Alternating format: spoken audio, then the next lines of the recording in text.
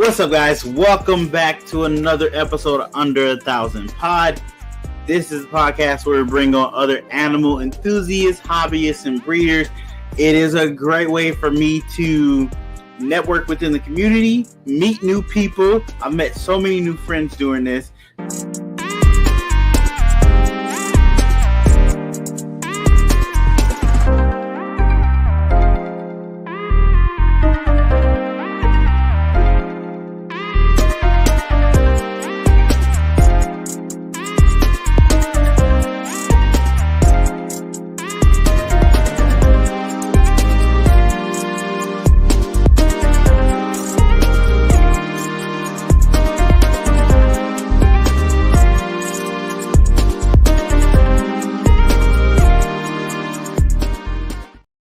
What's up, guys? I'm John from Ankline. And I'm Shane from Heads and Tails. And welcome to the League of Breeders. All right. Sorry, I thought We're trying. But as you guys know, Shane and I are together in Texas. We're running this show. Mhm. I introduced it in I think my last video that he was going to be co-hosting.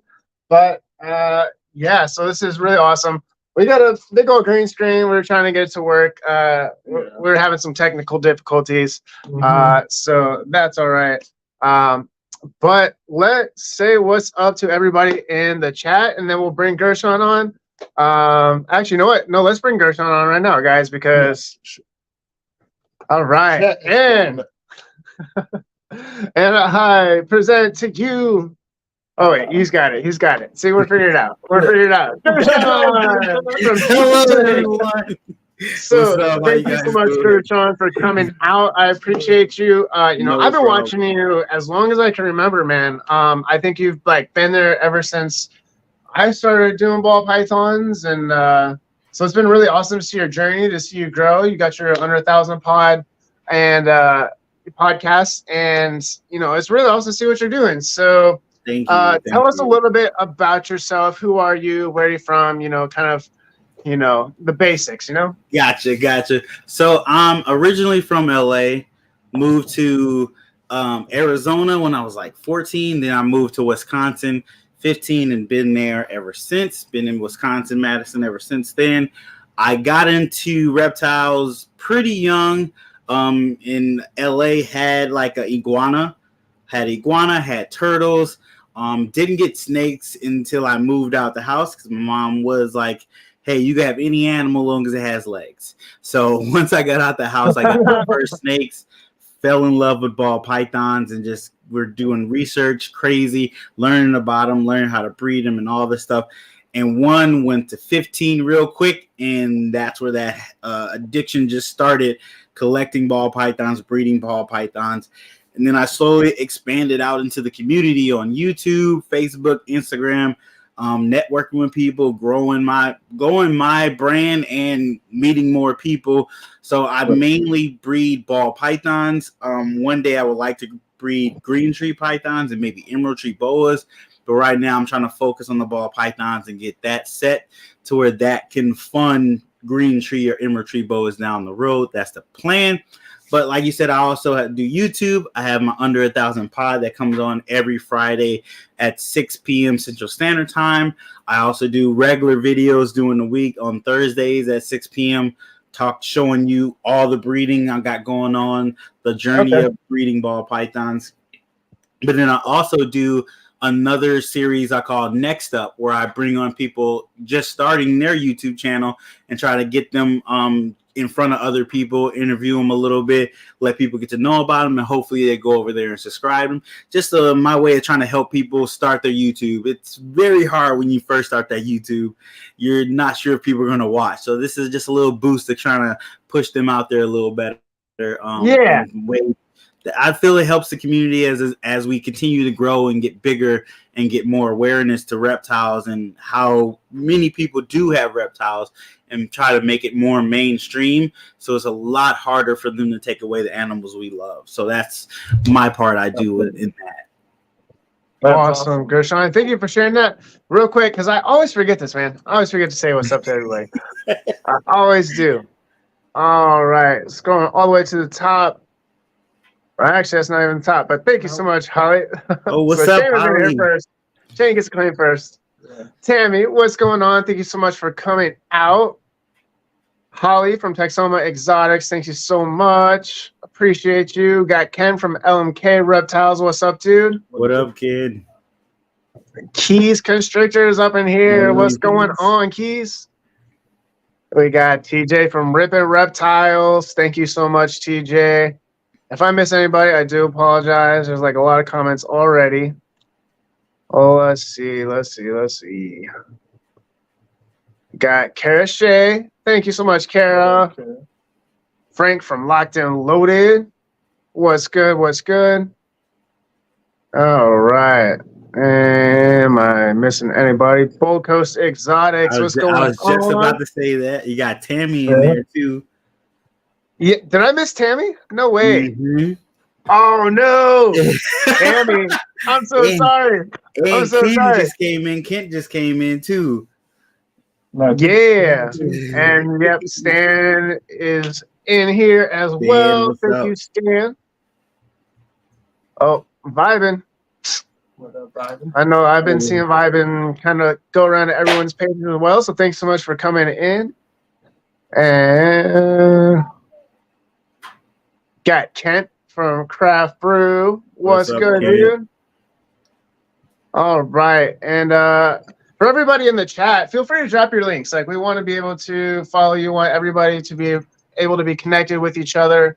So I know most of you guys are blue, if not all of you guys. But if even if you are blue, just drop your link. We want to make sure everyone is supporting each other. Yeah, I just also make sure you guys check out the description. We got GPSnakes in the description, Inkline, and myself, in case you guys aren't already subscribed. Yeah, I just followed Gold Coast Exotics. The first time seeing them, followed them, and I followed who else? I just followed. I seen it a second ago. Oh, Lock and Loaded. Just followed them. So yeah, follow each other. That's how we grow. We support each other. We help each other grow. That's the best way to do it. Yep, absolutely. So Gershon, you said you're mostly working with ball pythons, right? You said, do you have any other species going on right now? So I do have a red-tailed boa. She was actually my second snake that I got. I got her when she was like a month old. So I've had her pretty much her whole life. She's about, how old is she now? She's 11 actually. Oh geez. Yeah, she's 11 years old. I just realized that. So I've had her for 11 years. Wow. Yeah. I didn't realize that. So she's my only other snake I have in the room besides ball pythons right now. My first 4 snakes were a ball python, a male. I named him Zuku. I had him for like a year. And then when I realized I was going to start really breeding stuff, I gave him to a friend that wanted a snake. So I had, you can't do much with a male normal. Let's be honest. So I had to let him go, but he had a good home. And then my second snake was Toph, my red-tailed boa. I've had her since she was a month old. My third snake was a green tree python, which was he passed away maybe 3 years ago, which was sad. I was sad about that, but it happens. It happens, unfortunately. And then my fourth snake was an emerald tree boa that was Aang. Had her for 5 years, and then she passed away. So technically, Toph is the original OG snake that I have in my collection. So she's not going anywhere. I'm actually going to try to get her a bigger enclosure real soon, one that's more of a display type thing.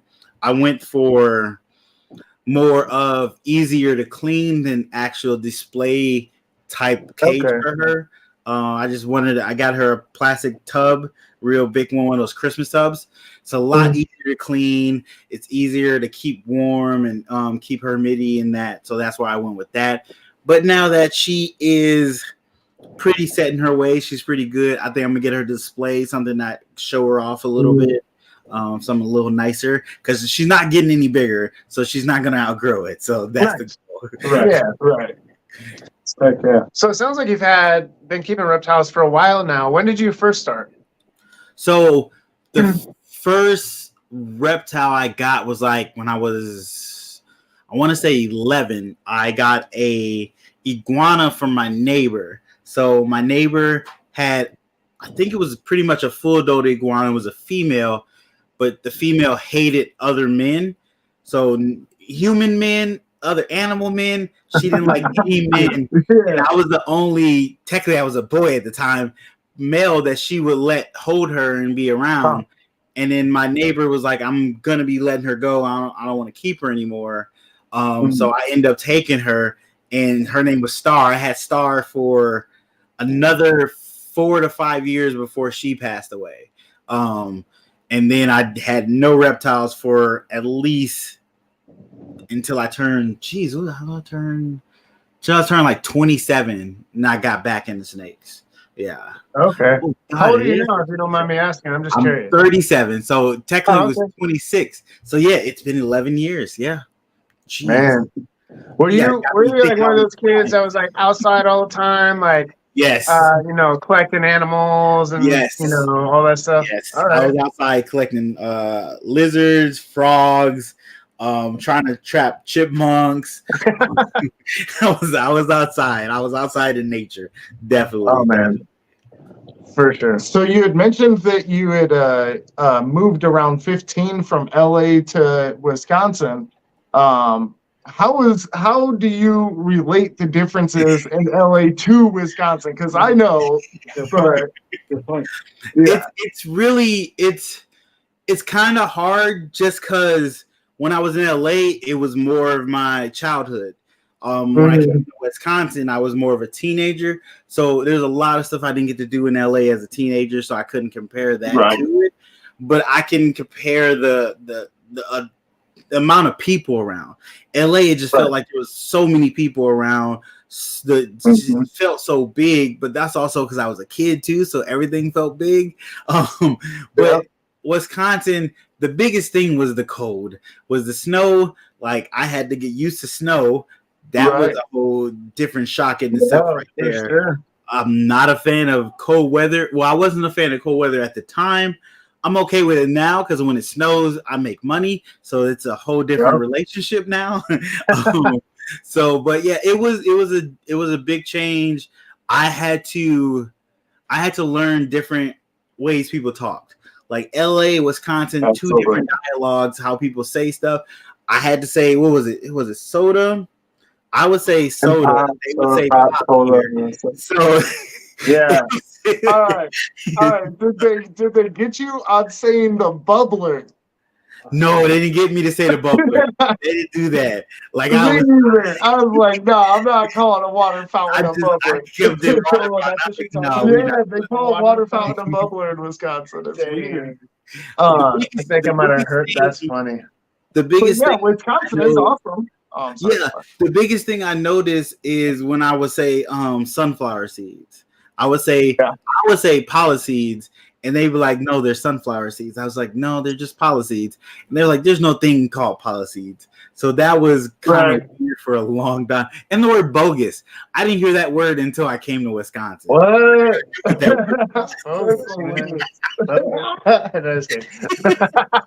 Man, I remember kids saying that all the time. Yeah, as soon as you said it, I was like, "Oh man, that was definitely something." Never knew what that word was before until I came to Wisconsin. Right.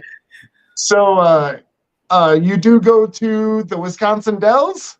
Yes, I go to the Dells. I went to we used to have like kind of family, not like vacations to the Dell every so often. My mom would get like tickets from her job to be able to go to the Dells. So we went to the Dells almost every summer, hit a lot of the theme parks, hit the water slides. We even went there during winter time because they had indoor water parks. We would go hang out there. Yeah. Really fun. Love the water parks. My kids, I try to take them to the Dells now. My kids like the water parks. They're not so much a fan of the roller coaster rides and stuff. They'd rather do the water park stuff. So we do the water park stuff. It's hard when you have kids that don't know how to swim yet. So we're trying to teach them how to swim. So worried about them. Do you end up, I'm guessing you end up a lot at Noah's Ark over Mount Olympus. Yes. We had Noah's Ark a lot. Yeah. Oh a lot. My daughter loves the wave pool, but it terrifies me because I'm scared she gets sucked in. So there's so many people in the pool at the time, and it's so hard to keep track of her. But I let her go. I do my dad duty and stay in guard and make sure she doesn't drown. As long as she's having fun, though, that's the whole point of it. Man, the Noah's Ark wave pool in comparison to like the Mount Olympus wave pool, man, I've gotten worked in that Mount Olympus wave pool. That thing is serious. Like it is. It's like a cement floor, so like you're tumbling and just scratching your back. Man, it's not like smooth cement either. It's rough. No. It's rough. Yeah. You scratch. You try not to fall, but when that wave catches you, you hit the ground, it drags you along the bottom, and you just scraping your skin. It's not fun. Oh man, beware of the wave pools in the Dells. I think I've been to the Dells maybe like once, but it's been a long while. It's been a long time. I grew up in Iowa, so like most of my life. So like kind of like you, like. I was born in Texas, lived there until I was like 8, never seen snow, like was used to the warm weather. Moved to Iowa, literally first time I stepped out of the car in Iowa, they're like into our brand new driveway, our new house, like 3 feet of snow. You know what I mean? I'm like, so that was like a huge change for me. But let me ask you, so what were you like growing up? Like what sort of things like shaped you into who you are now, and like, like what hobbies and things do you have? So I was a big cartoon kid, watch all the cartoons, a lot of comic book cartoons, anime coming up. I wanted to be a vet at one point in time. So I wanted to be a vet, I wanted to be a cartoonist, and then I wanted to be a skateboarder, a professional skateboarder. So those are the 3 in rotation. So I was out skateboarding, I was inlining too. So I went from inlining, rollerblading to skateboarding because I couldn't find the inline skates. Rollerblade too. I couldn't find the inline skates that had the grind thing in the middle. I couldn't get that, but I could get a skateboard that could grind. So I had moved from inline skates to the skateboard to get a little better, and I got pretty good at it for a long time. And then I got older and my knees started hurting. Yeah, I feel like once they came out with like more aggressive inline skates where they had those grind blocks in the center, that's kind of where I left inline skating as well. It was like, all right, it's getting crazy. Man, I knew. All right, so the snake named Toph, is that from Avatar: The Last Airbender? Yeah, it's from Avatar. I knew it. Yes. I knew you were an anime dude. As soon as I heard you say Toph, I was like, oh, for sure. Heck yeah. So I named all my snakes after comic book characters, anime characters, like cartoon characters. It's just the things I love. I actually had a whole nother YouTube channel called Blackie Cool, where I talked about comic book movies and TV shows, and I stopped doing that because this channel kind of got a little bigger and it took more time, and the animal took more time. So I was like, I got to dedicate it to this. So to keep that passion of the nerd side alive, I implemented the names for my animals so I can show that side of me as well. So like I was talking to Elias, I had him on my show, and he does reviews of movies on top of it, talk about his snakes and stuff. And I want to do that eventually too. And he was like, yeah, you should get back. Because I didn't want to steal it from him. I like, you did it first, so I don't want to take it from you. He was like, nah, go ahead. If you want to do it, go ahead and do it. Like, you love doing it, do it. So I might be doing that on my channel a little more, do reviews here and there, talk about shows I like, nerd out a little bit. Forgive me for laughing. These comments are wild. You guys are Like, hey, it is what it is. It is what it is. I think anybody who does like a show with somebody else is gonna get that. So have fun, guys. Have fun. No, man. Yeah, I absolutely love anime. So if you're talking any comic book, anime, cartoon, I'm down. I'm for sure down. Okay. What are some of your favorite animes? So right now I'm watching My Hero Academia. I love I'm gonna pronounce it wrong. I know I am. Jujutsu Kaisen. I know second season is coming up for that, so I'm about to watch the first season again and get caught up. I need to watch the movie. I missed the movie. I loved Demon Slayer. I love Tokyo Ghoul.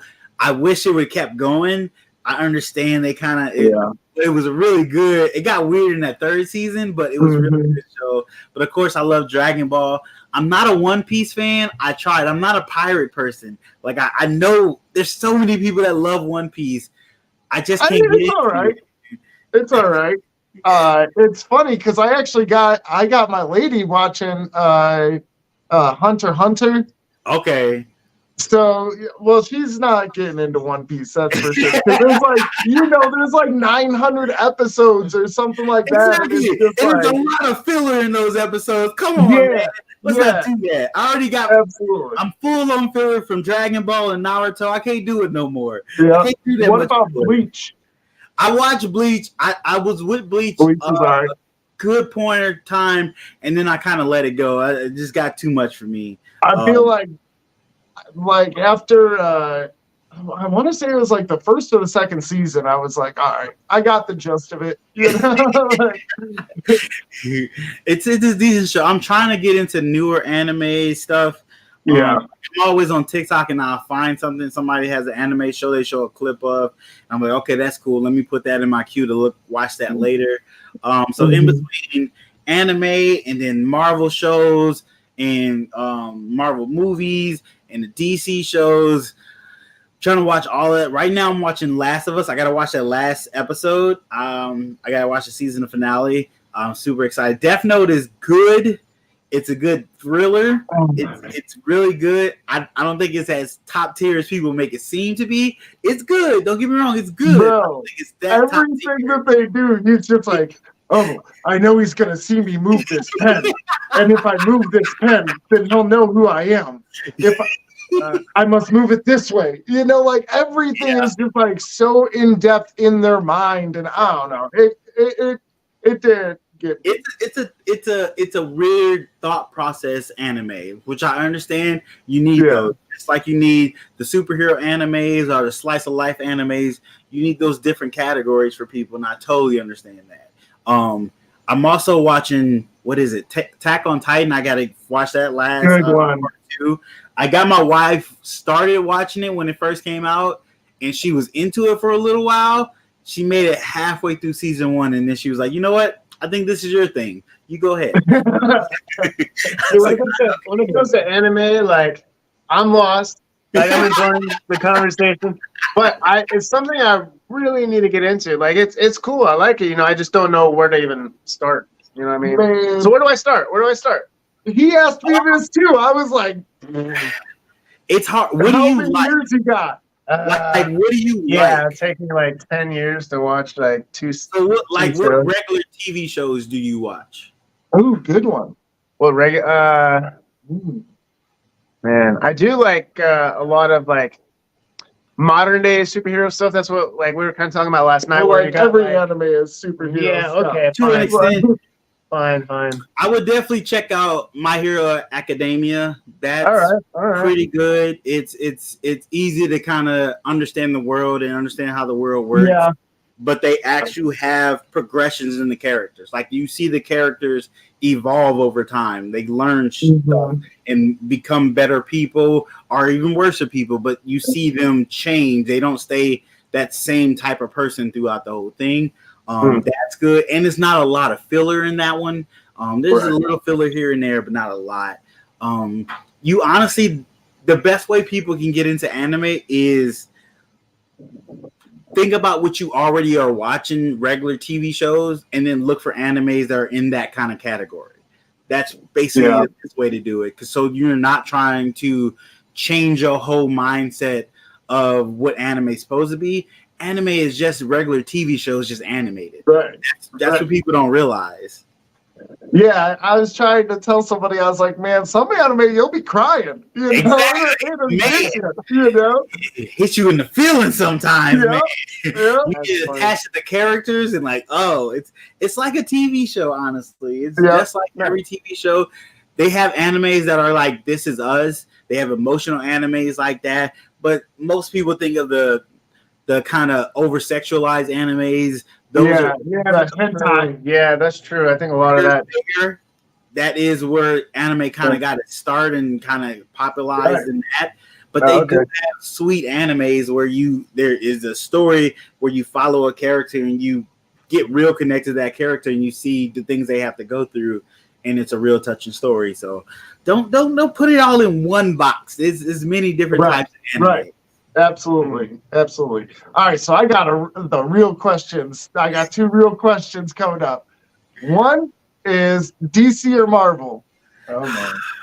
So I think I'm a Marvel guy first. I gotta be Marvel if you're asking me. I like both. Mm-hmm. I like both, but my top hero is Spider-Man. Yeah, straight up. Right under Spider-Man is Batman. That's how it is. Spider-Man, Batman, and then it's Black Panther. That's my top 3. Hey, I know they've done like some weird, like, have you ever watched that anime Death Battle or like character Death Battle thing where they basically put 2 characters that you really like against each other? Do you think Bruce Banner or I'm sorry, Batman or Tony Stark? Who's winning? Oh man, Batman or Tony Stark? So that's such a good question. Yeah, is there prep time? Is it to the death? What's the battle? Make up your own battle. I don't know. You can do anything. Like I guess it's under any scenario. Like I can see, because Batman's such a great detective. Batman's a great detective. Tony doesn't have actual hand-to-hand combat ability. That is not true. That is not true. Realistically, he is not as badass as Batman. Exactly. Batman knows multiple different martial arts. If you take Tony's armor away, he's just a rich guy, unfortunately. He's still a smart rich guy. Okay, so here's the thing. Tony is a ultimate strategist. He figures out the strategy of everything and plans and invents things. That's the thing about Tony that Batman can't do. Batman has to buy his stuff. He ain't Batman invents stuff. Batman makes stuff. Batman still makes stuff. He's got his butler to make that stuff, bro. He got his butler to help him make stuff. Batman still makes stuff. But they both I give you ain't the same thing. Tony is way more technologically smart than Batman, but I can't say Tony is a better strategist than Batman. I can't say that. All right. So when I watched the Death Battle thing, they brought up both of these things. They brought up the idea that Batman is the ultimate detective. Yeah. And that Tony Stark was like the ultimate strategist. I think they actually gave the dubs to Batman, but I plead on the side of Tony. I think Tony would do it. I'm sorry. And especially because he died, and that shit made me tear up. I was losing my mind when Tony died. I looked right at my uncle. He was tearing up too. I was like, oh, don't look at me. That's funny. I'm sorry. I don't think Tony could beat Batman. If they have prep time, if it's just a meet-up battle, Tony has his suit, Batman doesn't have a suit. Batman's got a lot of gadgets. In that scenario, Tony could win. But if it's prep time and they know they're going to be fighting each other, I give the edge to Batman, honestly. Because I give the edge to Batman. I think Batman can overwhelm Tony's suit and make him go hand-to-hand. And Tony's not going to beat Batman hand-to-hand. I'm sorry. Without a suit. No way that's going to happen. Batman v Superman, yeah. I remember seeing that movie. I can't remember exactly how it turned out, but all right. So that actually feeds into my point more. Yeah.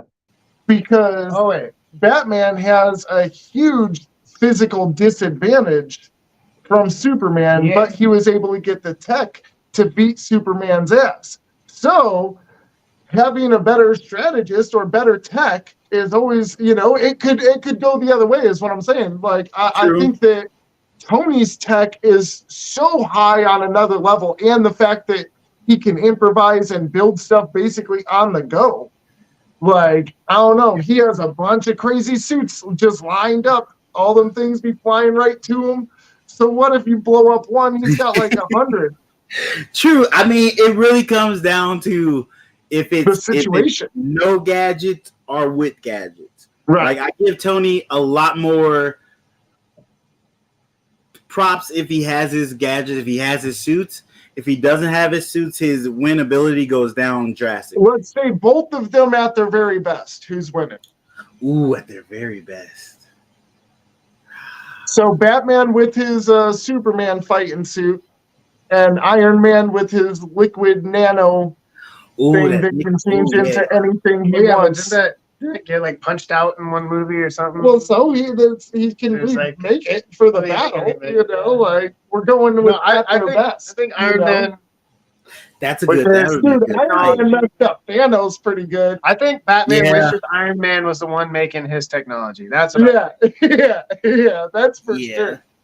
I would say if Iron Man was making Batman suits, dang. Yeah, exactly. So Batman made an even better suit than the one he used to beat up Superman. He's got like some infinity suit or something like that. Absolutely. Which is crazy. So you're right. Well, now we're going to comics. So if we start going to comics, now we're talking about the Omega suits, and then you got to go over to Tony Stark's God Killer armor. Oh yeah. But Batman's got a God Killer armor too. That's what I'm saying. They're the same guy, man. I don't know. They are. Funny. It's just one knows kung fu and multiple martial arts, and the other one doesn't. One is like who told you Tony Stark don't know any martial arts? I mean, not to the level of Batman. Let's be honest. Who said that? Who and nowhere in the comic books or the movies they show that Tony Stark was that much of a better hand-to-hand combat fighter than Batman. That's true. But they didn't show Tony. Hey, Tony Stark can take a punch for one. We've seen him get hit a lot. Okay, Batman likes to punch. That's all he does. And like I don't know. You've seen Tony training mixed martial arts and stuff in the movies. And then if you go to comic books, he's actually like, dude, he's the same size as Batman is. Yeah. Like they're all drawn the same size. Like they got, big shoulders, skinny waist, Yeah, right. You burn your sausage? I know we have lost like half of the people in here. I think it's blowing up. I think everybody just left so that they could go and get their friends and be like, man, that's going down. Batman versus Superman, straight up war. Yeah, Batman versus Iron Man, my bad. He-Man, the real one. Hey, that was a good cartoon. I didn't like any of the remakes though, but it was a good cartoon. Yeah. They try to bring it back. I'm waiting for a better remake. I want a live action Thundercats movie. That's what I would like to see. Hey, that would be great. Yeah. Dude, nobody knows about the Thundercats. And I'm like, well, Lionel's the youngest, and they're like, no, he's the big one. I'm like, I know. He is the youngest. He actually got aged up to be Lionel in the cartoon. So yeah. It's Captain Caveman is funny too. What up, Wiz? What's up? How you doing? DC. Yeah, there's a lot of people I didn't get to say hi to yet.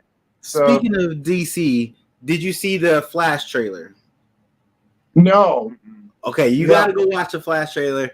I am disappointed that what's his name? Ezra Miller is still the Flash because he's not the best Flash in my opinion. He runs terrible. He's kind of a terrible human being from what we've heard in the news, but he's still in this movie. I was going to protest this movie. All right. I don't know the Flash guy's names. So who is that? The guy from Justice League? Yeah, he's in the Justice League movie. He's that guy. Yeah, I don't like him. It should have been the Flash from the series. The Flash from the series is the right one. So there's rumors that they might try to switch them because this Flash movie that's coming out, they're dealing with different they're trying to do like Marvel, different universes and stuff. So they're going to different dimensions and stuff, different realities, different Earths. That's what it is. DC does different, different Earths. What? But you definitely need to go watch the trailer. The trailer makes that movie look really good, and I see why they didn't can the movie, because it might be one of the best movies DC has made with these core characters right now in a long time. So definitely go check out that trailer. Hey, Wiss knows Shazam 2 does look so good, man. I'm hyped for I that like one. Shazam 1. I like Shazam. I liked it too. And it was fun. It was a different look for DC. Shazam 2, I'm interested to see it, but as of what DC's doing, I'm like, where is it going to go in the DC universe? Yeah. You guys are just, so you said you're going to recast a lot of people, but not do a full reboot. So what are we doing? That's where I'm like, do I need to watch this movie? Because you about to change everything. So why am I getting connected to these characters that are not going to be here as we go further? So it's really absolutely. All right, so guys, I want to move it on a little bit. Sorry, we nerded out a little bit. I apologize, people. It's good though, because I think, pretty much what Shane I want to do is get those conversations that are more personal, like outside of the animals. The animals are awesome, but it's good to be able to go back and forth just about our passions. So sorry if anyone is dipping out because we're talking Marvel, DC, but that's what you're into, man. Pulled this out. We were about to go into a rabbit hole for 4 hours. I see you, Gershon. You're all about it, all about the anime, the superhero movies. I love it, man. I love it. Okay, so let me ask you this: if you were a superhero, what powers would you have? Wait, powers or power? Okay, what power? What power? Multiple. You get one power. What's it gonna be? So do I get? So can I pick an actual super hero character, or do I have to just pick a certain superpower? I don't know. What ability do you wish you had? Yeah, it's more difficult, and you know it. Otherwise, difficult. I got one. It's hard because that's this was saying. It's either flying or teleportation. Yeah, I'm right. Okay, so both of those, love both of them. Yeah, but I gotta say, telekinesis, being able to move shit, that is control shit. That is pretty cool. Because here's the thing, they can't. If you can manipulate any object, right? Without having to even touch it, you can build the pyramids again. You just build rockets and fly around on those. I mean, you can still fly too with telekinesis. You can float yourself. Right, yeah. So it's a you don't levitate yourself, right? Yeah, it's very force fields. Because I used to be maybe invincibility, but then someone could trap you, and I mean, yeah, you're invincible, but you can't get out. Ken wants to be invisible. So what's the difference between being invincible and being immortal?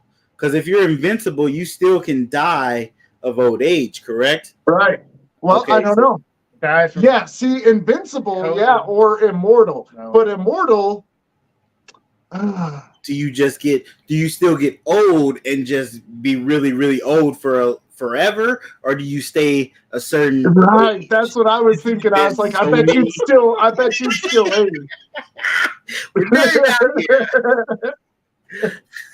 Wow, kid. Come on, kid. He's just making sure everybody knows that's not why he wants it. I don't know what use I would have being invisible. I could rob a bank really easy, maybe, but how? The money just walked. Money floats. So that brings up the question: are you invisible only when you're naked, or do you have clothes that are invisible too? Yeah, you gotta be naked. No, you have like the boy. You ever see the Amazon show The Boys? He's only that type of invisible. Yeah. So it's butt naked, walking out, floating money. So, did you ever watch Heroes, the show Heroes? Yeah, I love that show until the fourth season. Yeah, it got worse and worse and worse. Like, but so the main character hero, or the one that the show I think is based off of, he like could teleport, but I think he could also go back in time. Yep. Too. He could like develop time and space warper or something. Yeah. I think that'd be cool. If that counts as a superhero, I feel like he encompasses a couple of different dimensions of things as far as like time, space, all that stuff. But that'd be cool. Yeah, that'd be cool. So the thing with flying is it's really a cool power, but when you get into the physics of it, if you don't have super strength with it, you could kill yourself flying. So that's true. That's why you gotta. That's what I was thinking too. I was like, dude, you just like you're flying out one day and like a bird just go right through your eye. Like done. Good point. So you got really good point. That you gotta be careful. Yeah. I know these aren't real powers, but I'm putting real physics to them. Right. I wanted to say Spider-Man's powers, but I could web like every time you fly, you have to put some metal thing over your head and like fly forward, just like to hit all the birds and stuff. Yep, the planes get hit by birds all the time. Like, can you use so if it's telekinesis and you can fly off of that, can you create a barrier, like a force field sort of thing? We can't make nothing out of. Well, maybe. No, maybe a little force field. Yeah. Like, so what you would be able to do is control the air. I don't know. You can push air in front of you. Yeah. So that you would have that kind of bubble safeness for you, but that's going to take a lot of your energy. So you wouldn't be able to fly super long distances. But you'd be better off just floating slightly above the ground and not necessarily super high in the air. Hey, if you had to, never mind. We're not even getting into that. All right. So before we lose any of the reptile people, let's do a reptile question. All right, so I got you. So what are you working with right now? How many ball pythons? And what's your collection like? So I think I hit triple digits actually with babies right now. So I'm about to thin down my breeder females. I think I'm close to let's say close to about 40 breeder females. I'm gonna thin that down to about 25. I'm gonna trying to make my collection a little smaller, but make it more powerful. Mm-hmm. So that's what I'm gonna move out a lot of stuff and bring in some bigger gene females, some hopefully double recessives with a codom. That's the goal I want to do in the next 3 to 4 years. Is to reduce my collection, but pump up the power of my collection. 100%. I agree. Just to make it a little easier to take care of everybody, not produce too many clutches in a season, but produce valuable clutches, things that I want to be able to hold back and things that will sell at a decent amount to where I don't have to produce so many animals to be able to take care of the other animals. You know what I mean? So that's the goal in the next 3 to 4 years, is to reallocate my whole collection to make it a little smaller, but much, much more powerful. That's the goal. Heck yeah. I can't remember if I asked this earlier or not, but when did you get into the ball python thing? Seriously, when did you know you're trying to build up your collection? So, about 4 years into breeding ball pythons, I was gonna get out of ball pythons. I literally had sold a good chunk of my animals. I only had maybe 7 animals left. I was gonna keep as pets, and then one of my albino females dropped a clutch, and it got me closer to making a albino inchy clown, one of the gold snakes I've been trying to make. So that sparked it back up, and I slowly started to buy animals again and get back into it. And then in the last 3 years maybe now. I'm trying to make it a full-fledged business where it can sustain itself. That's the goal. I am terrible at business, so I'm learning business, trying to figure it out. So I'm learning that while learning to breed and learning what works and what doesn't work, and learning how to upscale stuff and how to promote my business and promote myself on YouTube, Instagram, all that good stuff, and promote the animals. Just as much as the animals is a part of the business, you as the individual is also a part of the business, and you have to show both sides of that. Because people will gladly buy an animal from you if it looks amazing. But now it's gotten people want to know the people behind who produce those animals. And if they don't like you as a person, they will find somebody else they like that has the same kind of animal they're looking for and will buy it from them because they like them as a person. So you also is important in the business as who you are as a person. 100%. Yeah, I agree. That is something I'm working on, being a good person, which it's not hard being a good person. Just don't be a dick. It's not that hard. For sure. But also being able to show that I'm very much an introvert.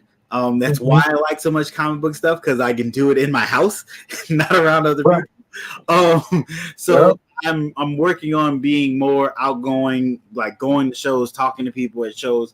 Like, yes, you can see me on YouTube all day because it's just me in my room. So it works really well. Really well. I tell people that. But at shows, I'm not as active because there's so many people. So I'm kind of in the corner because I'm like, it's too many people, I get overwhelmed. So I'm working on that, being more able to communicate outside in public, around people, have fun, all that good stuff. So that is one of the goals this year, is to try to go to more shows to interact with people in person.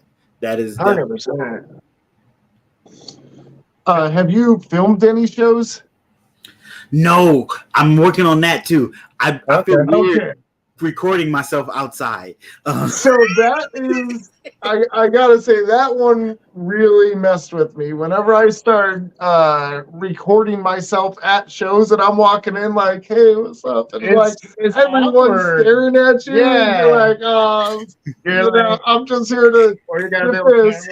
And like half of them are like offended that you even have a camera in this place. That's what I feel. I feel like, and then the other half think you're a movie star. They like legit think you're somebody special. And I'm like, that's what I think too. All right. It's funny too, because I'll go to shows and I'll even if it's just like one of those cameras with the, sometimes they got those big old fuzzy microphones on there. I'm like, oh, what is this person doing? They're trying to be all legit.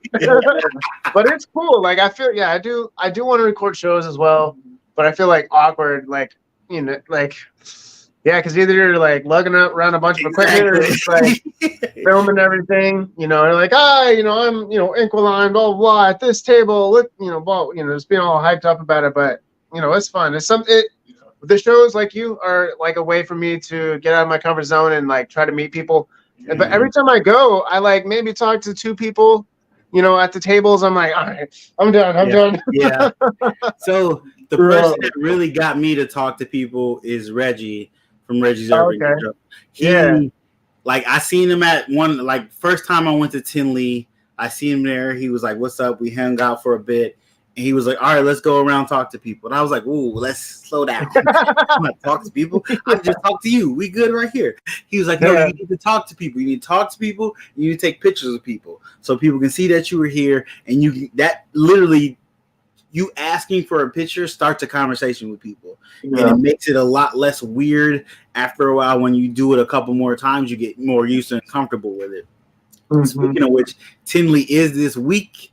This weekend, I will be there. I'm going to try to practice filming myself in public. So I will.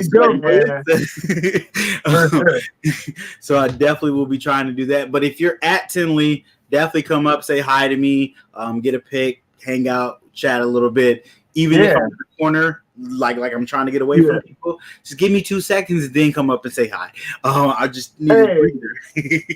I'm willing to bet you won't be like weird at all at Tinley because there's gonna be so many people with cameras walking around, to where it's like being like at my local shows, I'm the only guy. It's weird. Okay. It's real weird just walking in there, So hey, at least you'll be in, similar company. All right. And you would think that makes you comfortable. Dre. You said no, because Dre did it. Dre from Snake God. I had him on my podcast. He was at Tinley last year with me, and he is super comfortable filming in public. No problems. He has no problems doing it. So he looked at me and was like, "Why aren't you filming stuff?" And I was like, "I'll do it later." He said, "Forget it. I'll film us together." And he just started filming us. So it made me have to get over that fear, which I do appreciate because sometimes I need that push too. Like people say I be pushing people to do YouTube, and I don't push you. I just nudge you a little bit until you turn on the camera and record yourself. That's all. But sometimes I need that nudge too. So I appreciate those that give me that nudge as well. That's one of my fears is filming in public. So I'm trying to get over that 100%. Yeah. And Brandon, I will try to go live too. I'm gonna try to go live at the show for a little bit too. Definitely. So since you're going to Tinley, is there anybody you're like trying to meet up with or any plans during that weekend? So I'm gonna try to get there Friday. I'm gonna go Derek's house, hang out there. He has a little Tinley turn up. I'm gonna hang out there. Definitely gonna see Keys Constrictors, Wiz. I don't think that person's going. But I'm trying to meet people that either watch my videos, checks out my videos, or that I'm in groups with that hang out. I would love to meet those people. I'm not gonna lie, I'm terrible with names. So when you tell me your name, I will forget it. Don't take it personally. It does not mean I don't like you. It's just that I have a bad memory. Now, if you give me a number, I will remember a number. I'm great with numbers. Names, I am horrible with. So I will say your name multiple times to try to lock it in. But I definitely want to meet as many people as possible. I'm actually going to be trying to either find people that might be thinking about starting a YouTube channel, talk to them about that, and then find more people to be guests on my Under 1,000 pod. So I'm definitely going there to network, meet new people, introduce myself to people, and get my name out there even more if I can. That's the goal. Like, I'm trying to think. I thought if I thought of this as a business opportunity instead of me just going to hang out, it'll take away the nervousness of being at the show because I'll have something to focus on. So that's what I'm trying to trick my mind to. It also pushes you, you know, like knowing that it's like, okay, I got to do this because the business needs this, you know, so. Yep. Now, are you at a place where you're able to vend, or have you vended before, or plan to in the future? So I've vended smaller shows before, and it's pretty fun. It's pretty fun. I've actually, I can technically say I vended at Tinley because I was at Derek's booth and he needed someone to watch it. So while he was gone, I watched it for him and I made a sale. So technically, I did all of the above right there. Bam. That's already off the books. But I don't know if I like to be able to move around. I like to be able to move around. I don't want to be stuck in one spot. I get it. So I would like to be like vend with like a couple different people, like we share a table or something like that. So where I can still leave the table and somebody be there and I can still walk around and get away from people and go to people during the show because it gets so crowded. But yeah, definitely looking to vend down the road more. Mm-hmm. Now, are you looking to spend some money this weekend? No. I'm trying to maybe so. I have 2 snakes to drop off that's already been paid for. And I'm putting fillers out there just throughout this week to let people know I'm coming down. If you want to buy something that I have available, let me know. If you buy it before I leave, I can bring it. so you won't have to worry about shipping or anything. But I'm not gonna bring something and somebody's like, I'm gonna pay you when you get here. We can't do that. Yeah. We can't do that. But yeah, I wouldn't mind making some more sales before getting there. Some stuff I could just drop off to people. That would be 100% great. I wanted to bring more shirts. Because shirts are easy. You can leave shirts in the car and they're okay. But I didn't get the chance to buy shirts and have them ready beforehand. So unfortunately, I won't have shirts to pass out to people. So maybe next October, I should have shirts and be able to pass out stuff. Awesome. Now, so going back to your collection a little bit, what projects are you most excited about this year? Do you have anything on eggs or anything in the incubator, and what are you looking forward to? So I'm not breeding a lot of females this season. A lot of my girls went last season and they're still getting back up to size. And they haven't been showing me that they're ready to breed. So I just let them keep eating and leave them be. I do have a girl that's in a pre-lay shed right now. She was paired to a leopard pastel spot nose het clown. And she is a het clown, so trying to make Batmans. Since I'm a nerd, I can't buy a Batman. It's only right for me to make it first. So that's the goal.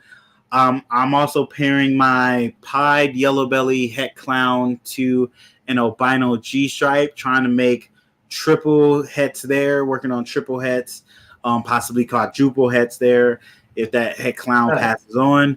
But she's being real finicky with the male. She's not letting them lock. So I might have to throw my albino clown in there just to have a backup male. And then I can definitely tell who's the father out of that. But I have another G-stripe female I'm throwing a clown to, trying to make double heads there, working on the G-stripe clowns. And then I'm going to hopefully make some pies. I have a pie girl that is up to size. She's showing a little bit of follicles, so maybe it's just taking her a little time. Yeah. So trying to make some more pies because now I'm really liking pies. So I want to produce more pies. I produced my first clutch of pies last year. And now I'm like, I should have been making pies a long time ago. So now I'm really trying to make more of those. So I'm super excited for that. So, all right. What is your baddest female? We like them baddies. What you got? And can you pull her out? Yeah, you can show anything you want. So it's a toss-up. Ooh. So are we talking about females that I produce or females that I bought? What's your baddest girl? Like whatever you got. Okay. What is the baddest girl? This girl is a yellow belly pied 50% pos het. Is she 50? Yeah, 50% pos het clown. I produced her last season. I just love her. She has the crazy example of yellow belly. Just crazy. That is insane. And her brother is like even better than her, but I already have a male yellow belly pied, so I didn't need to keep him. So he's been sold. But yeah, this girl is just amazing. Her name is Nakia from Black Panther. Okay. Man, that thing is so nice. Love that girl. Yeah. Then we have. Let's see. Are you in shed? No, you're not in shed. That's good. Then we have this girl, who is a yellow belly clown, 100% het pied, and she's like one of the best examples of yellow belly clown I've seen on Morph Market. Yeah, I can agree with you there. I love it. Wow. So she is up for sale. I have her. I haven't put her on Morph Market, but I've put out some fillers that she's up for sale. But once she gets to a certain size, she's just gonna stay. Right. So if anybody's interested, you probably should hit That's just yellow belly clown? Yeah, it's just yellow belly No clown. way, man. That's Just yellow so. belly clown, and she's The 100% contrast on that is high. insane. For the size too is what's really crazy. That's a really good example of yellow belly. Yeah. Yeah, Bro. yeah. She came out the egg just fired. Wow. Like, I was like, wow. Wow. Just beautiful. Love this girl. Like I don't mind holding on to her at all. At all. Right. At all. You go back in there. And then we have don't bite me, don't bite me, don't bite me. So this is just a clown female, but she's also 100% het enhancer. So this is my clown enhancer / clown DG project. Right. Definitely. So that hat must be coming through a little bit then, or something, man. That looks beautiful. Because she doesn't look like a normal clown. No, she looks definitely like weird color bright for her. So super excited to get her up to size. She's a pretty good eater. Took her a second to eat like I would like her to, but now she's eating real good. So very excited for her in the future. Very excited for her. Yes. Do I have anything else? You're gonna do. And then of course, since I know it's mine, and then we'll get to it. Okay. Don't bite me! Don't bite me! Don't bite me! And since one of my favorite codoms is Inchy, I would be wrong not to show off an Inchy. So this is my Inchy clown female that I produced. She is head albino. But I think I'm gonna put her into a different project, either DG, Pied, or all the above. DG Pieds maybe, and add her in there to get that clown in there. She could go this season. I'm a C. She go late this season. She's about 1,200 grams. So we'll see what she does. Yeah, really, really pretty, man. You got some good stuff, man. Thank you. Appreciate it. Absolutely. Yeah. Okay, so let's move on with some questions. I gotta. He's got a signature question. I got a signature question. Right. Yeah. So, if you could have any dinosaur, what would it be? Pet dinosaur? What you picking? It's a I want the flying one. I forget what it's called. Pterodactyl. Pterodactyl. I want a pterodactyl. Okay, yeah. Straight up. That would be sick. All right. I want a pterodactyl. That would be dope. I love them ever since Power Rangers. Yeah, dude. Ever since Power Rangers, I fell in love with the pterodactyl.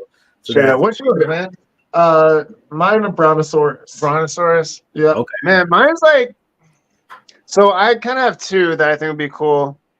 Either a Triceratops or an Ankylosaurus. An Ankylosaurus is like, it's got this big old like club on its tail. It's got some spines and. Oh yeah, I know what that one is. Yeah. Yeah, I always thought those were kind of cool. I don't know. I just read a lot of books growing up as a kid. I always see those pictures and I'm like, oh, that's pretty cool. You could easily ride that too. Yeah. Maybe. I feel like that would be the type of dinosaur you could just like hang out on as a kid. Yeah. You know, as an adult, maybe not, but like as a kid, you'd be riding that one.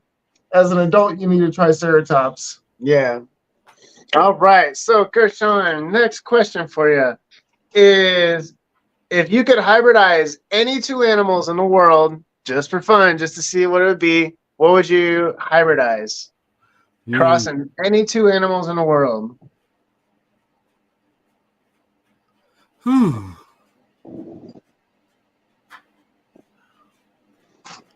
It'll be a chameleon and a tarantula. Oh my God! What does that even look like? No, the thing's like dangerous or something. I want to see its ability, its color change ability, but I also want to see a tarantula with a long tongue. I think that'd be really cool. Oh my god! So does it have like 8 legs? It's got like 8 legs. It has 8 legs, color changing, long tongue, and probably a morph between the tarantula head and the chameleon head. Oh my god, that'd be scary. That is not cool. That is not cool. What's yours, John? I don't even know, man. Like, I just enjoy listening to people's answers. I feel like I'm gonna change mine each week. Yeah, maybe. All right, if you have one, go for it. I don't know. Me? It's like a tough question. I would man. I would have like a dog snake. A dog snake? Yeah. What is that? All right, you gotta expand. You gotta expand on that because I have no idea, man. Well, like, you know how like snakes have to eat and everything and all that stuff. You could end up, having like a dog head on it. No fur. It'd look really ugly. Having like still a snake body or whatever, but have like the dog's ingestion system. So then you could feed it whatever you want. Oh, that'd be pretty cool. All right, I would choose. Oh man, it's like a tough question. It's like I'm like put on the spot. Yeah. How do you like your job now? Oh man, so I got one. How about? Bro, it's your main question. Hey man, I don't even think about it that much. I just like hearing other people's stuff. All right, let's see. How about? Oh geez, I don't know. I'm just gonna say this for the sake of the show.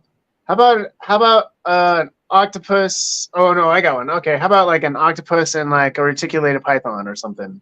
I don't know. Maybe it's like what the heck would that? I don't know, a reticulated python head with like 8 freaking long like snake bodies or something. I have no idea, man. Don't ask me. That'd be probably dumb. That's not my number one, but that'd be crazy. It'd be crazy. It'd be scary. That's I don't know that it would. It like constricts you like with 8 different legs. It would move very well. No, it probably wouldn't move well. Yeah, okay, like whatever. Yeah, it's a horrible question.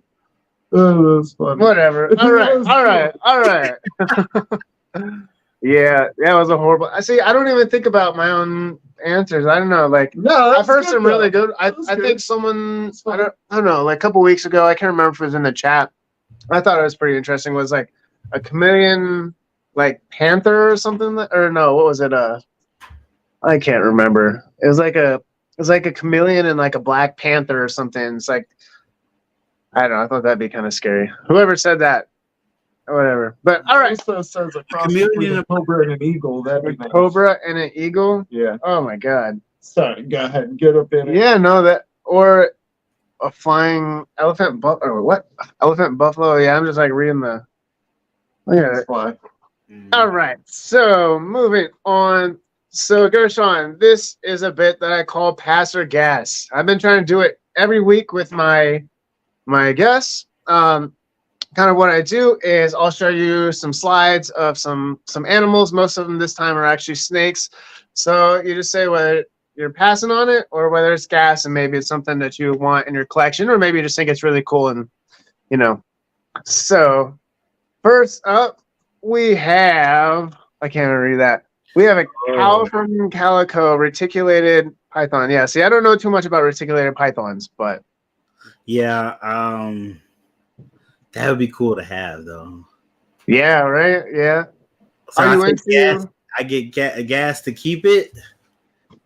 Yeah, gas to keep it. Why not? Yeah, I'll keep that. All right. Are you into reticulated pythons? Not at all. Something you're ever trying to get? I have the red tail boa, so I would be calling Nicole to teach me how to take care of them and how. Yeah, right.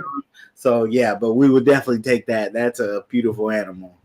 That's a beautiful. Animal. Albino genetic stripe reticulated python. Yeah, I gotta keep that too, gas. I know. That is nice. A red dragon. Boa. We got a boa this time. I got to keep that. Yeah, gas. Got to keep that. Yeah, don't feel bad. Most people are just like gas. That looks really cool. That's why I try to mix it up. So next we got a Brania Arita. I don't know what that is, man. I have no idea. See, I would pass on that. That's what I would pass on. I'll pass. We have a male sun dragon boa constrictor. That would look so good as an adult. Oh, yeah, right. That's gas. Yeah, I have to keep that. 100%. Now we've got an anole. Small witty. I don't know too much about these. I would have to pass on that. I mean, that neck thing looks cool. I think that flares up a little bit, but that would be a pass on me. Yeah, not a problem. Next, we have Dendrobates auratus. Pena Blanca. Yeah, I'm butchering the names, man. It's okay. I'm glad you're doing it, not me. I wouldn't have got it. It's a green and black poison dart frog. There we go. I could have just said that. Yeah, I don't know why you didn't. Use the big words. Yeah, right. That's a cool frog, though. It is kind of interesting looking. Frogs. I want to get into There's a lot of different varieties. I like the red eye frogs, so I would have to pass on this frog, hoping there's a red eye frog in there. That's what everybody says. You can't put like green dart frogs or poison dart frogs together. That's like different species or whatever. And I'm like, really? man, that's so sad, bro. Yeah, I just want a tank of like Skittles. You know, basically. Yeah, that would be cool. Yeah, it definitely. Now this next thing, I have no idea what it is or what it's classified as. We'll see. This is a giant Mexican Sicilians or something. Oh. But I got like a little close up. It's really weird. I don't know. It looks like an earthworm, but it's not. Oh wow. It's cool. It's an amphibian. Like I said, I don't know what it is, where it lives. I don't know if it's like some sort of legless lizard type thing or what it is. But you can buy this at Underground Reptiles. Yeah, I'm gonna have to pass on that. I don't blame you. I don't know what that thing would kind of freak me out. Hypo ultramale pied. So I don't have ultramale or hypo in my collection. So that would definitely step my collection up. That's a triple recessive. So that's a definite gas there. Super gas. I'm looking at it. I was like, maybe it's just head. Maybe the belly is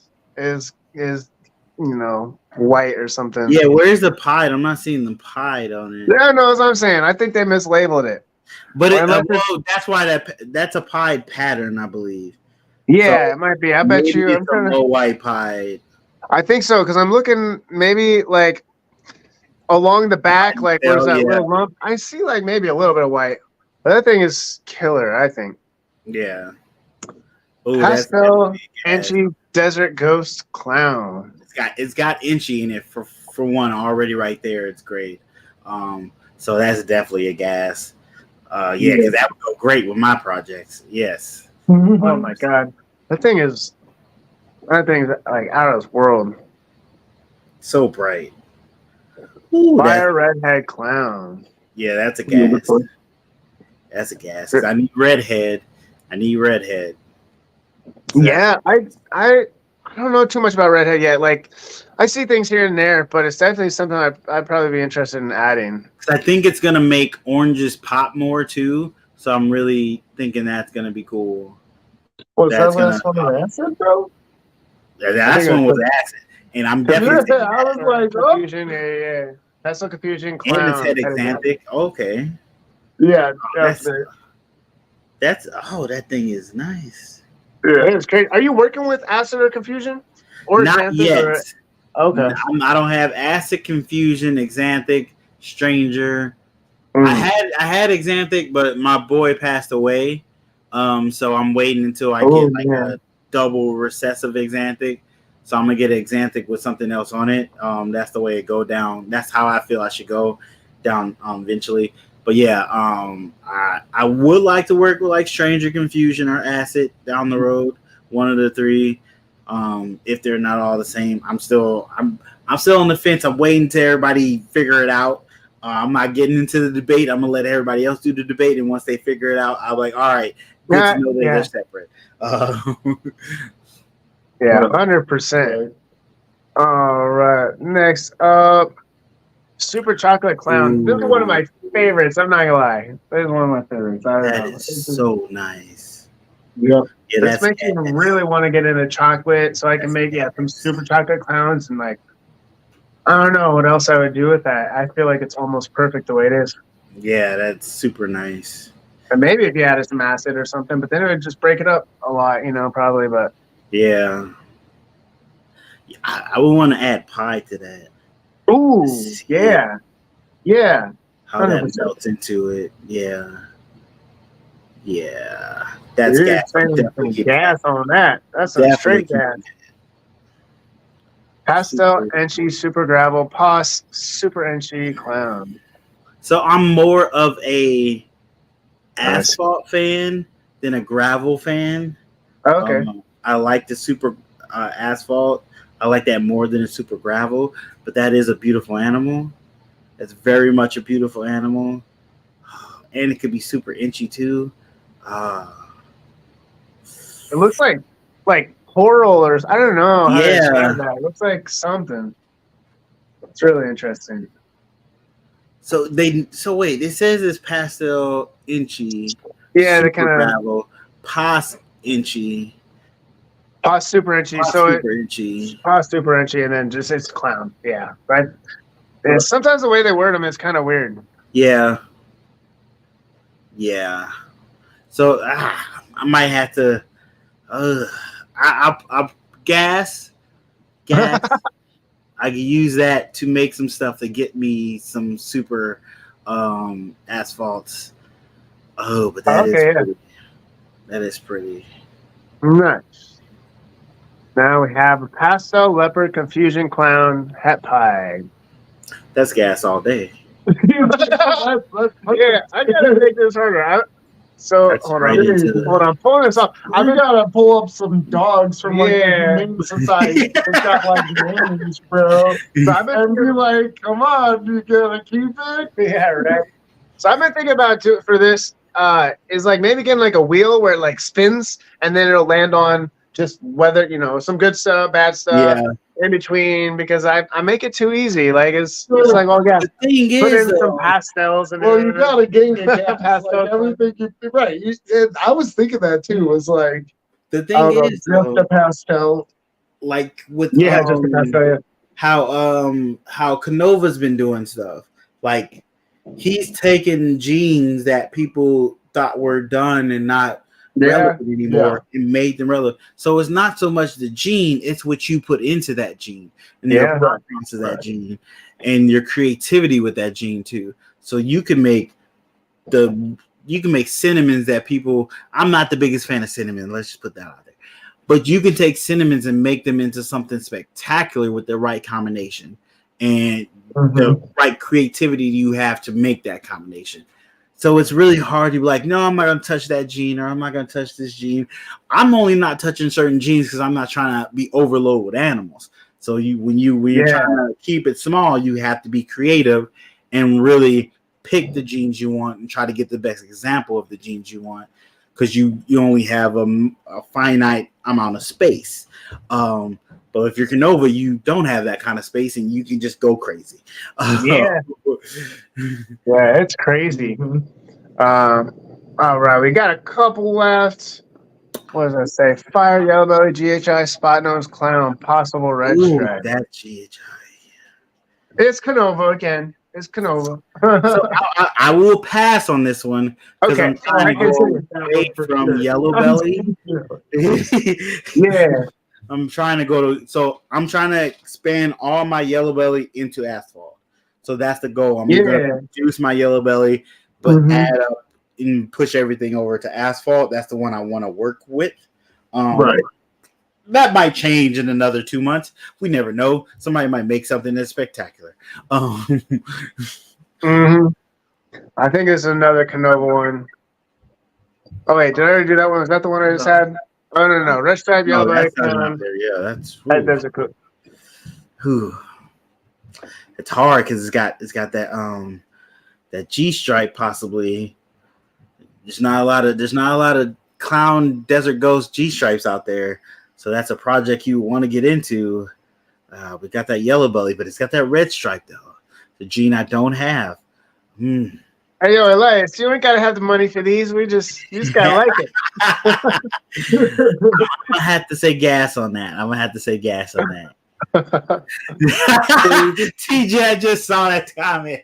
Yeah. I've already talked to Keys. He knows how I feel. I still love Yellow Belly. I just love Asphalt a little more. And it's still the same complex, so he's totally excited for that. Oh, I am 100% with you. Black Pastel. Oh, Black Pastel, Pastel Leopard. Okay, I see. We have Black Pastel, Pastel Leopard. That's really interesting.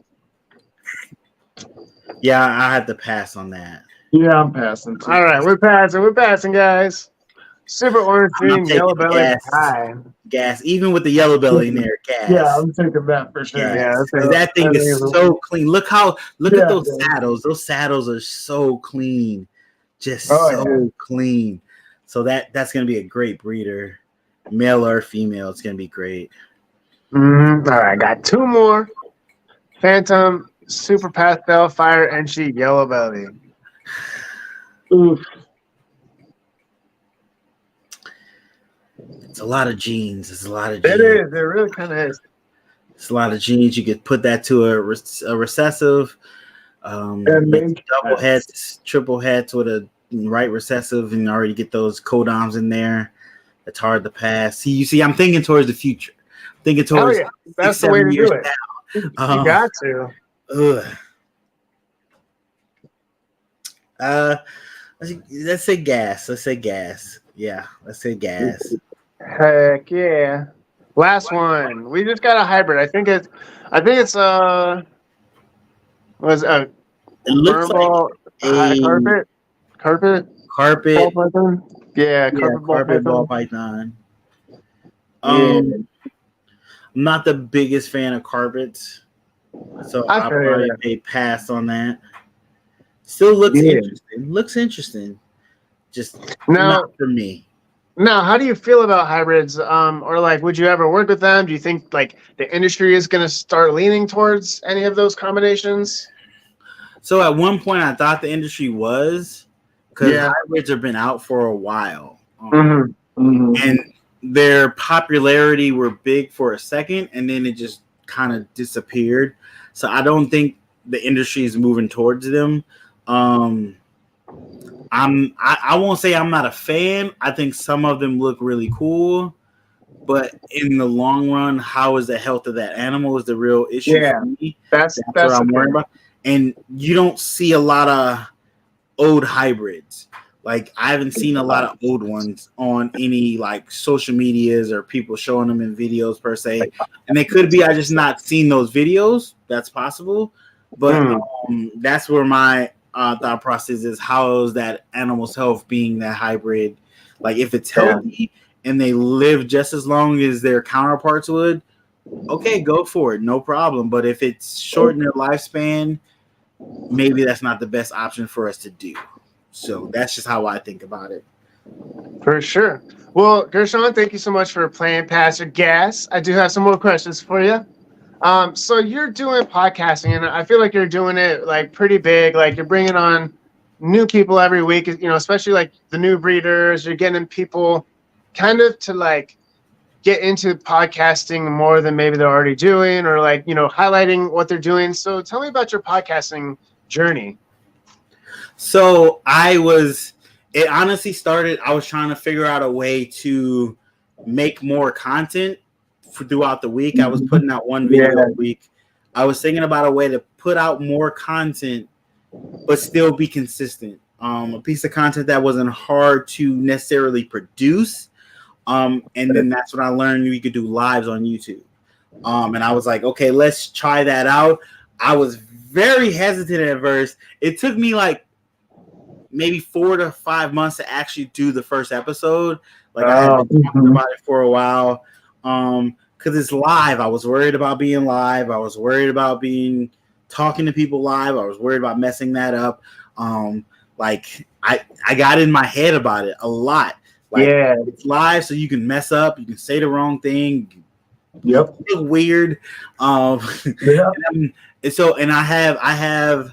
I don't know the name of it. I have a form of dyslexia where the way I read words, I kind of have to say them out loud to hear them, and it messes me up. So I was worried about doing that, saying people's names, messing people's names up. I was terrified of that. Don't like to read in front of people. Not a fan of that.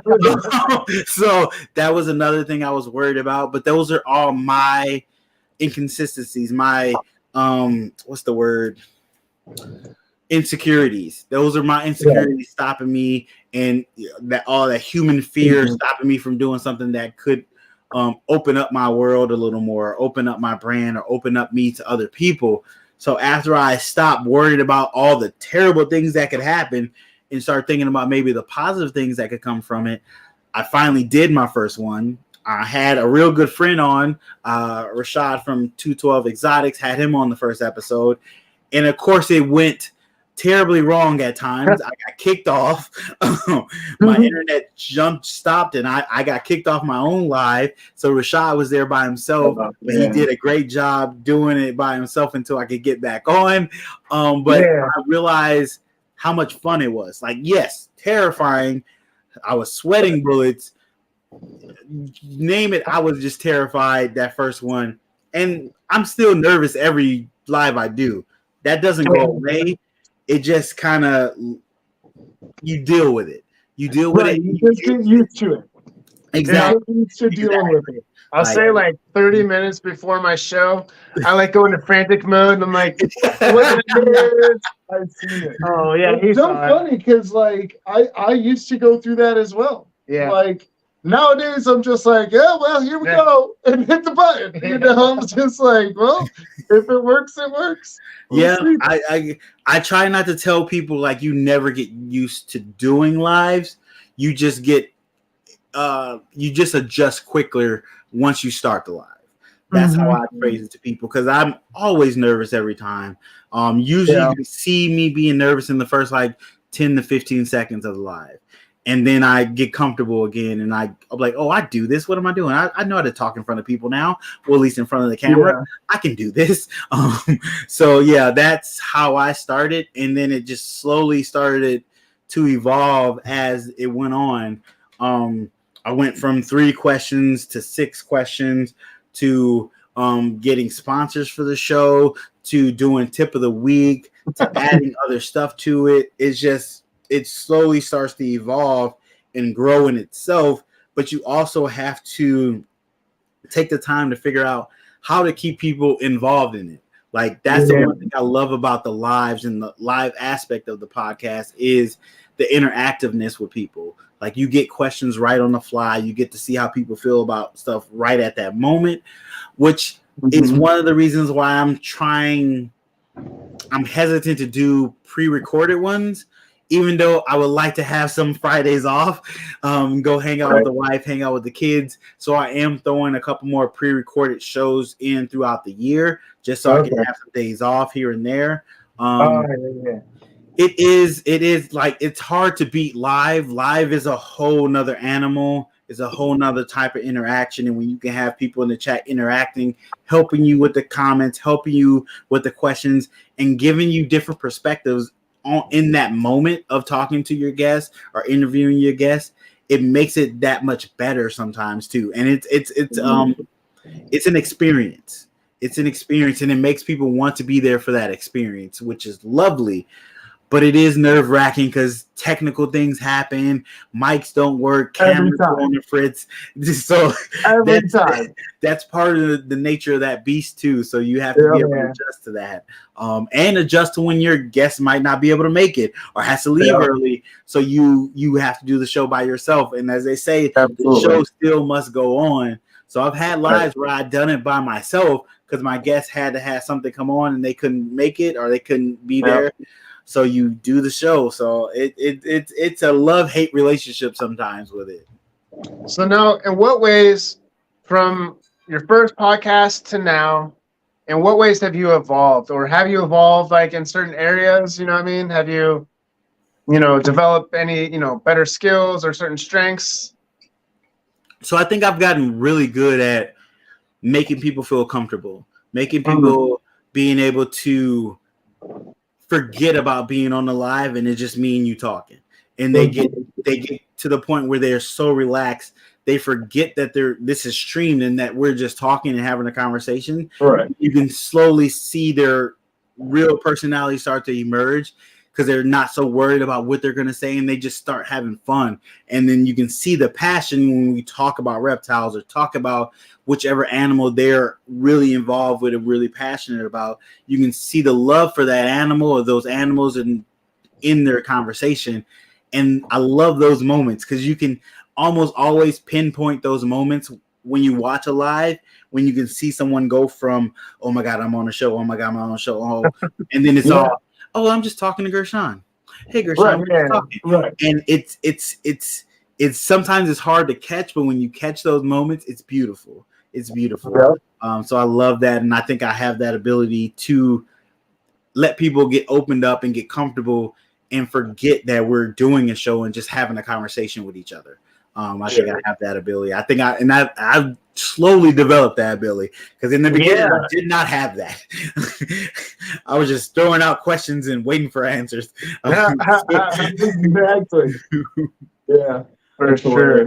Now, do you have like any specific goals with either your channel or like your ball python breeding? Like, is this something you want to do like full time, or do you have like an end goal for anything? So yeah, I would love the ball python breeding to sustain itself and to push money into my pocket so I can invest in other things and make this a full-time gig. That would be great. Lovely. Hope for the channel to grow to where it's producing money for itself and paying for your StreamYard and equipment and all that good stuff. It's coming from the YouTube channel. That would be great too. Make these valuable businesses that not only can be my 24/7 business instead of me having to go to another job and working for myself to an extent, but also be able to give me the financial freedom in life for my family and everything, being able to invest in property down the road and make money elsewhere on top of this to where I have the luxury of being my main job and not have to worry about money and my family's taken care of. And I can focus more on this. That would be amazing. Definitely. 100%. Yeah. I think that's my goal. Like I want to be able to do like the ball python thing full time. I want the podcast and the YouTube to have to really kind of blow up, like if I could just do this, do what you love and you'll be happy and stuff. So I'm going to kind of like wrap it up, but I got probably like a couple more questions. So who are some of like your biggest influences? Like, who are some of your biggest influences right now?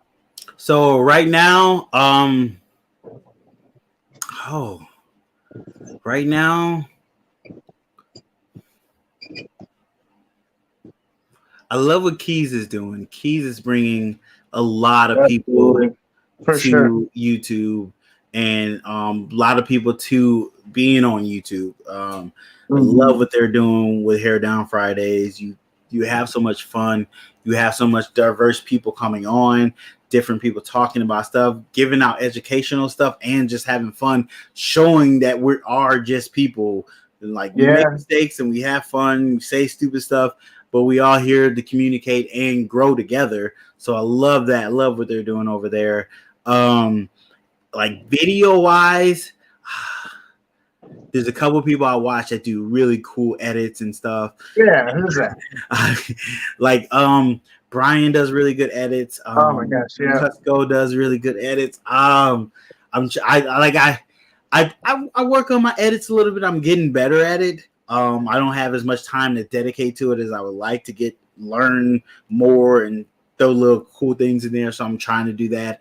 It's hard when you produce a video a week to really go too deep into the editing, which I might actually slow down from a video every week necessarily and just slowly move to like every 2 weeks or something like that, so I can put a little more time in it. Maybe I was thinking about that lately. I don't know. It's just something I'm thinking out loud, guys. Who else? Oh, I haven't watched. I got a lot of videos in my watch later because I've been busy, so I have a lot of videos to catch up on. I'm not gonna lie, you guys. I'm not caught up on everybody's videos. I'm trying to watch them as best I can. There's so many people out there, which is a good thing. We're saturating the whole YouTube with reptile related stuff, so you can't see us. That you have to see us. So I love that. So keep doing that. Keep doing that. But yeah, it's just a couple of those people that I do like and admire. I love Adam. I love what Adam's doing. Like, Adam is killing it with his podcast. So let me ask you this real quick, not to interrupt, but let's go into that. So who are some people you want to shout out?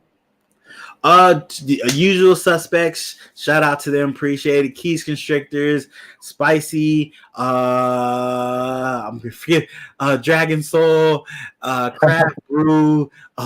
You put me on the spot. Pipeline, Justin, Herb Collectors, Reggie, Urban Jungle, Antoine, High Desert Pythons, G from Sick Witted Ball Pythons.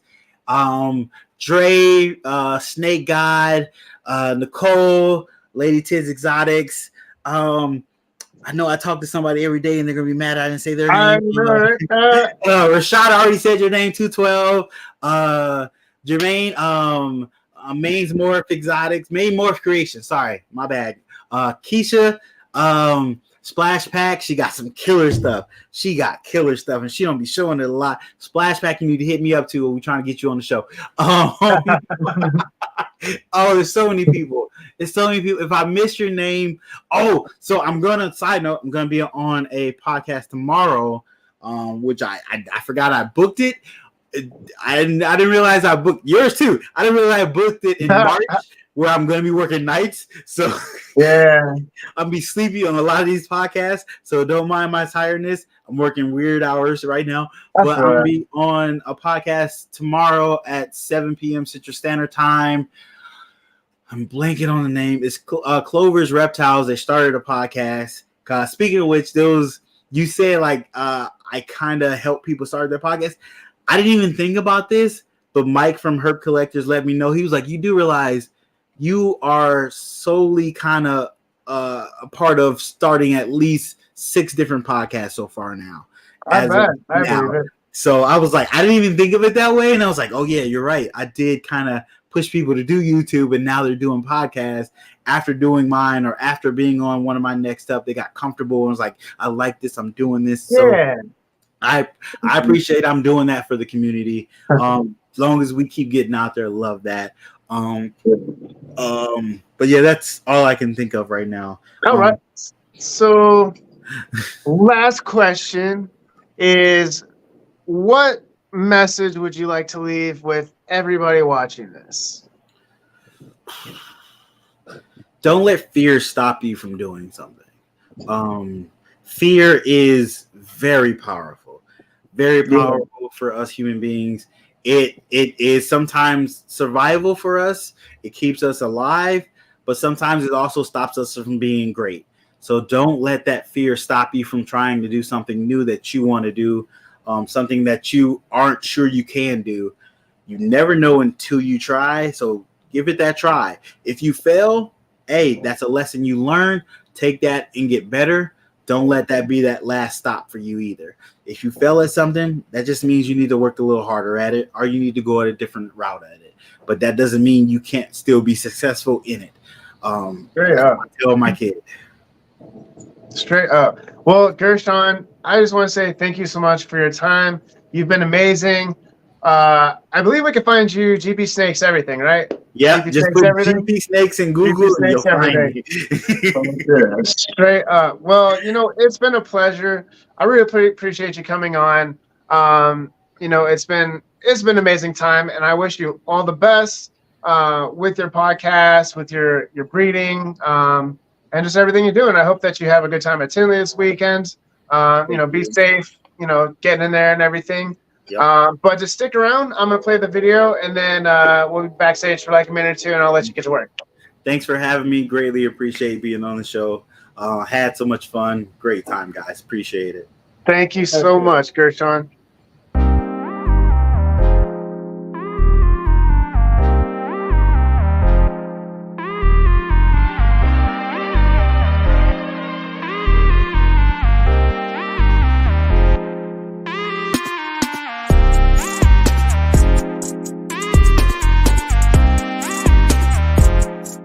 What's up, guys? Welcome back to another episode of Under 1,000 Pod. This is a podcast where we bring on other animal enthusiasts, hobbyists, and breeders. It is a great way for me to network within the community, meet new people. I've met so many new friends doing this.